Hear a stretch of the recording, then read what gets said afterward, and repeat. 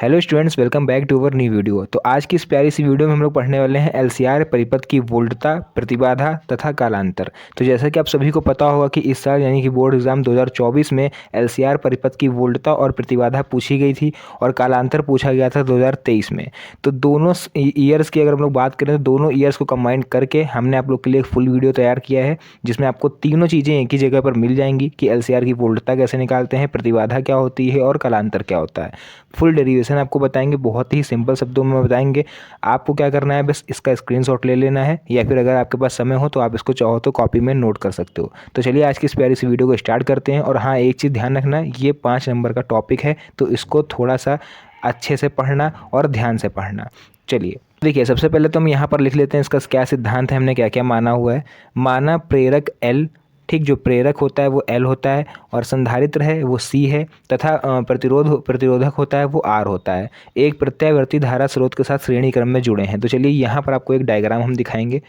ये डायग्राम आपको दिख रहा होगा, एल सी आर। एल जो होता है बच्चों वो हमारा देखो कुंडली के फॉर्म में इस तरह से बना होता है। सी होता है वो हमारा पैरेलल होता है यानी कैपेसिटेंस, और आर होता है हमारा रेजिस्टेंस। ठीक, यहाँ पर इस तरह का जो सिंबल दिख रहा है आपको, ये है हमारा एसी करंट सोर्स यानी अल्टरनेट करंट सोर्स। ठीक, तो यहाँ से देख लो क्या लिखना है कि माना प्रेरक एल, संधारित्र सी तथा प्रतिरोधक आर एक प्रत्यावर्ती धारा स्रोत के साथ, ठीक, प्रत्यावर्ती धारा स्रोत के साथ श्रेणी क्रम में, ये श्रेणी क्रम में हो गया ना, अगर ऊपर नीचे होता तो ये पैरेलल होता, यहाँ पर ये श्रेणी क्रम में जोड़े गए हैं एलसीआर परिपथ। ठीक, इसीलिए हम लोग इसको बोलते हैं एलसीआर परिपथ। एक ऐसा परिपथ जिसमें एलसीआर तीनों चीज़ें इन्वॉल्व हों, ऐसा मिलकर जो परिपथ तैयार होता है उसको बोलते हैं एलसीआर परिपथ। तो माना किसी क्षण यानी किसी समय प्रत्यावर्ती वोल्टता को निम्न समीकरण द्वारा व्यक्त किया जाता है। तो जो प्रत्यावर्ती जो हमारा वोल्टेज होता है, इस तरह से आप लोगों ने करंट का एक फॉर्मूला पढ़ा होगा, I is equal to I naught sine omega t. तो उसी तरह से हम लोग वोल्टेज को भी भैया इसी फॉर्म में लिखते हैं, यानी कि V is equal to V naught sine omega t. ये W नहीं है, ये है ओमेगा, ध्यान रखना। ठीक, जिसकी वैल्यू क्या होती है हमारी 2πf या फिर 2πn, जो भी आप बोलते हो। अब यहाँ पर हम लोग देखेंगे इसके बाद ओम के नियम से। ओम का नियम जो हम लोगों ने कक्षा 10 में पढ़ा था, आपको याद होगा, V is equal to I R. ये सभी को याद होता है, कमज़ोर से कमज़ोर बच्चे को, है ना। तो V is equal to I R, जहाँ V हमारा वोल्टेज होता है, I करंट होती है, R प्रतिरोध होता है। इतना तो सबको बेसिक पता है। चलिए, अगर इतना आपको बेसिक पता है और ये डायग्राम भी आपको समझ में आ गया, तो अब आप लोग के लिए आगे की डेरिवेशन बहुत ही ज़्यादा सिंपल रहने वाली है। तो हम लोग इसी तरह से निकालेंगे इसकी परिणामी वोल्टता। परिणामी वोल्टता क्या होती है आपको एक डायग्राम के थ्रू हम समझाएंगे। अभी पहले ये देख लो यहाँ पर क्या क्या माना गया है। तो माना किसी क्षण परिपथ में आई धारा प्रवाहित होती है, तो यदि प्रेरक, संधारित्र एवं प्रतिरोधक के सिरों के बीच वोल्टता क्रमशः VL, VC व VR हो। इस डायग्राम में ध्यान से देखो बच्चों एक चीज़, हमारा जहाँ पर ये एल प्रोड्यूस हो रहा है वहाँ पर हमारा वोल्टेज क्या होगा, VL हो जाएगा। सी की जगह वोल्टेज हमारा VC होगा, और आर की जगह वोल्टेज क्या होगा, VR होगा, है ना। मतलब वोल्टेज सेम है, लेकिन नाम हमने इनको इसका दे दिया। जैसे सी का है तो यहाँ हमने VC लिख दिया, आर है तो VR लिख दिया, एल है तो VL लिख दिया। ठीक, तो ये हमने केवल करा हुआ है, और इसको हम लोग चाहो तो इस तरह से डिनोट कर सकते हो। अगर ओम का नियम देखें, V is equal to I R होता है, तो यहाँ VL is equal to I XL लगा देंगे। ध्यान देना, एक्स मतलब भी यहाँ पर हम लोग का एक तरह से करें, सॉरी, प्रतिरोध ही है। ठीक है, तो एक्सएल हमने लगाया हुआ है। आर की जगह VC क्या हो जाएगा, IXC हो जाएगा। VR क्या हो जाएगा, IR हो जाएगा, जो हमारा ओम का नियम है। ठीक, एक्सएल XC हमने यहाँ पर लगाया है वोल्टता को दर्शाने के लिए, यानी कि जो L है वो इसकी वोल्टता को दर्शा रहा है एक्सएल, और XC है वो हमारी संधारित्र की वोल्टता को दर्शा रहा है। ठीक, अब मेन चीज़ यहाँ से शुरू होती है हमारी, यहाँ से एक डायग्राम आपको दिख रहा होगा, ये भी हम समझाएंगे आपको पाइथागोरस थ्योरम कैसे लगी है, क्यों लगी है। पहले ये डायग्राम समझो, ठीक, इसके बाद ये डायग्राम समझो। हमारा जो बच्चों ये इंडक्टेंस है L, ये होता है हमारा अग्रगामी वोल्टेज, और VC होता है, ये होता है पश्चगामी वोल्टेज। तो अग्रगामी को हमने पॉजिटिव की दिशा में रखा है, पता होगा आपको, ये पॉजिटिव होता है इधर ऊपर, और ये नीचे होता है नेगेटिव, इसलिए हमने इसको रखा है पश्चिम दिशा में। और R इसका जो हमारा है वो VR रखा गया है, वोल्टेज एक तरह से रिजल्टेंट के तौर पर। ठीक, रिजल्टेंट के तौर पर नहीं कह सकते क्योंकि VL, VC, VR तीनों की डायरेक्शन अलग अलग है। इसका रिजल्टेंट अगर हम लोग निकालें तो भैया रिजल्टेंट हमारा इस तरह से निकलेगा, यहाँ पर डॉटेड ये निकलेगा। ठीक, इसको हम लोग नाम दे देते हैं V। तो अब बच्चों यहाँ पर थोड़ा सा ध्यान से देखना कि अगर हम इसको ऐसे मैच करा दें, यहाँ पर डॉटेड इसको मैच करा दें और डॉटेड ये एक लाइन बना दें, तो यहाँ पर एक मेरा ये ट्रायंगल बनना है इस तरह से, ये दिख रहा है ये। तो ये जो रिजल्टेंट निकला है ये होगा मेरा एक्सएल माइनस एक्स सी। क्या होगा? एक्सएल माइनस एक्स सी, या फिर आप लोग इसको वी एल बोल लो, ठीक है, V L minus V C, क्योंकि सब वैल्यू हमने वी में ले रखी है, V L B C B R. तो आप लोग ऐसे बोल सकते हो वी एल इसको ऊपर की तरफ खींच रहा है, बी सी नीचे की तरफ खींच रहा है, और इसका जो रिजल्टेंट निकल के आएगा वो वी एल माइनस वी सी निकल कर आ जाएगा। तो यानी कि जब ये लाइन हमारी वी एल माइनस वी सी हो जाएगी तो ये लाइन ऑटोमेटिक हमारी वी एल माइनस वी सी हो जाएगी। क्लियर है यहाँ तक का? और ये हमारा v है और ये क्या है बच्चों? ये हमारा r है। क्लियर हुआ? तो हमें अब यहाँ पर क्या करना है? पाइथागोरस थ्योरम लगानी है। तो पाइथागोरस थ्योरम क्या कहती है? कर्ण स्क्वायर, ठीक, इज इक्वल टू लंब स्क्वायर प्लस आधार स्क्वायर। चलिए यहाँ पर थोड़ा सा हम आप लोग को लिख के दिखाते हैं।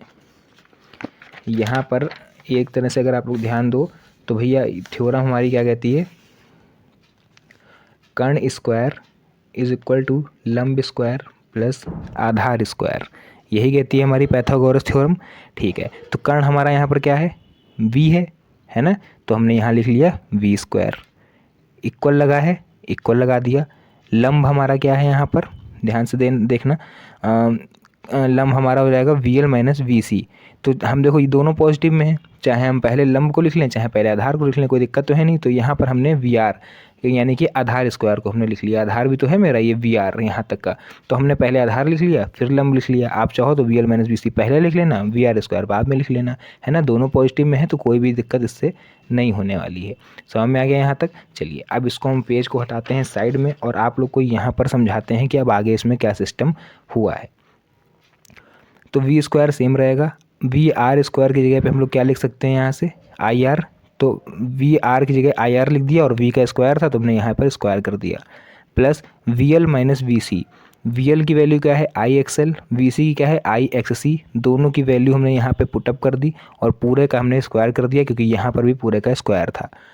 नीचे आ जाओ, V square is equal to, देखो आई आर स्क्वायर, ठीक, आई एक्सएल आई एक्स सी सबका देखो स्क्वायर है, तो हम चाहें तो यहाँ से आई स्क्वायर कॉमन निकाल लें तो यहाँ से केवल आर स्क्वायर बचेगा, यहाँ पर केवल एक्सएल माइनस एक्स सी का होल स्क्वायर बचेगा क्योंकि आई स्क्वायर हमारा बाहर कॉमन आ गया। क्लियर है? चलिए इसके बाद हम लोग क्या करेंगे? इस आई स्क्वायर को भेज देंगे इक्वल के इधर, तो ये आएगा डिवाइड में जैसे कि यह नीचे लिखा हुआ है। इधर क्या बच गया? R square plus XL minus X C का होल स्क्वायर। कुछ चेंज नहीं हुआ इधर, केवल हमने आई स्क्वायर को इधर भेज दिया। तो ये क्या हो गया हमारा बच्चों? ये होती है हमारी प्रतिबाधा, V square upon I square. इसको हम लोग बोलते हैं प्रतिबाधा, यानी इसको हम लोग डिनोट करेंगे यहाँ पर जेड से। चलिए आगे आपको नेक्स्ट इसके आगे दिखाते हैं। तो ये देखिए नेक्स्ट हमने उसको जेड स्क्वायर लिख दिया यानी कि प्रतिबाधा। इधर सेम रखा हमने R square plus XL minus X C का स्क्वायर, तो इसको हम लोग प्रतिबाधा बोलते हैं जेड स्क्वायर को। तो यहाँ देखो लिखा हुआ है, अगर प्रतिबाधा निकालनी हो तो इस तरह से निकाल सकते हो। प्रतिबाधा स्क्वायर को इधर भेजोगे तो क्या बन जाएगा? रूट बन जाएगा। तो जेड इज इक्वल टू बचा हुआ है under root R square plus XL minus X C का होल स्क्वायर, या फिर हम लोग इसको लिख सकते हैं Z is equal to R square plus XL को लिख सकते हैं ओमेगा एल और माइनस एक्स सी को लिख सकते हैं 1 अपॉन ओमेगा सी। तो ये बच्चों फॉर्मूला होता है, आप लोग याद कर लो। अगर एक्सएल को आपको ओमेगा के फॉर्म में लिखना है तो लिखोगे ओमेगा एल, एक्स सी को लिखना है तो लिखोगे 1 अपॉन ओमेगा सी। ठीक, कैसे होता है ये हम आप लोग को इससे पहले बता चुके हैं, तो इसमें ज़्यादा हम डिटेल में नहीं जाएंगे वरना आप लोग का केवल टाइम वेस्ट होगा और कुछ भी नहीं होगा। क्लियर है? चलिए बात करते हैं हम लोग यहाँ पर कालांतर की। तो वापस से हमको जाना पड़ेगा अपने उसी डायग्राम पर। यह हम लोग एक काम करते हैं, वापस नहीं जाते हैं, यहीं पर आप लोग के सामने डायग्राम बना देते हैं हम। तो यहाँ पर भैया देखो एक इस तरह से गई थी लाइन और ये आया था इस तरह से, है ना? कहाँ पर क्या था? ये था मेरा वी आर, ये था मेरा वी सी और ये था बच्चों वी एल। ठीक, ये वी सी हो गया, ऊपर हो गया वी एल। इसका हमारा रिजल्टेंट निकल रहा था यहाँ पर इस तरह से, ठीक, जिसका नाम हमने दिया था वी, और हमने इन दो लाइनों को ऐसे मैच कर रखा था। ठीक है, यही तो था। और ये हमारी लाइन थी वी एल माइनस वी सी, है ना? इधर था वी एल माइनस वी सी, यही तो था मेरा डायग्राम।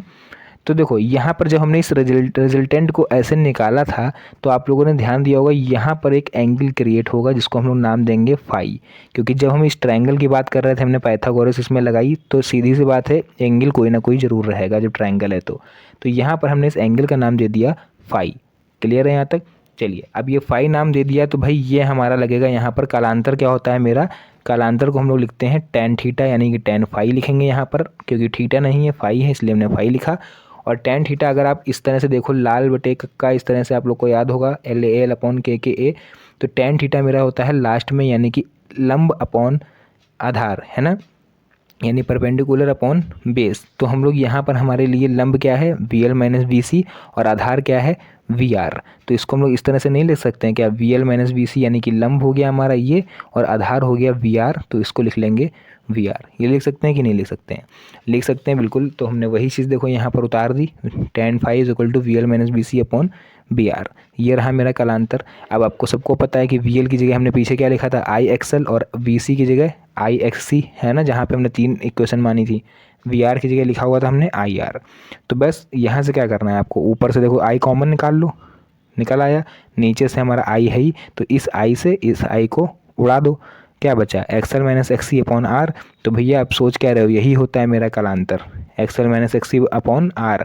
या फिर अगर उसको ओमेगा के फॉर्म में लिखना है तो आप लोग इसको इस तरह से लिख सकते हो, XL की जगह ओमेगा L और माइनस का XC की जगह 1/ओमेगा C अपॉन में R। तो ये होता है आपका पूरा कालांतर। और इस तरह से जो LCR परिपथ था पूरा, वो हमारा यहाँ पर बच्चों फिनिश हुआ। ठीक, जितनी भी चीज़ें थी प्रतिबाधा, कालांतर, वोल्टता, वो हमने तीनों चीज़ें आपको यहाँ पर समझा दी हैं। अब इस परिपथ में कुछ भी एक्स्ट्रा चीज़ ऐसी नहीं बची हुई है जो आपसे एग्जाम में पूछ ले। ठीक, अनुनादी आवृत्ति अगर आप लोग सोच रहे हो इस तरह के जो बचे हुए होते हैं, तो वो भैया एग्जाम में नहीं पूछा जाता है। जो पूछा जाता है प्रतिबाधा और कालांतर मेन है, जो कि आप पिछले कई सालों के अनसॉल्व पेपर उठा के देख लो, यही दोनों उसमें हर साल पूछे जाते हैं।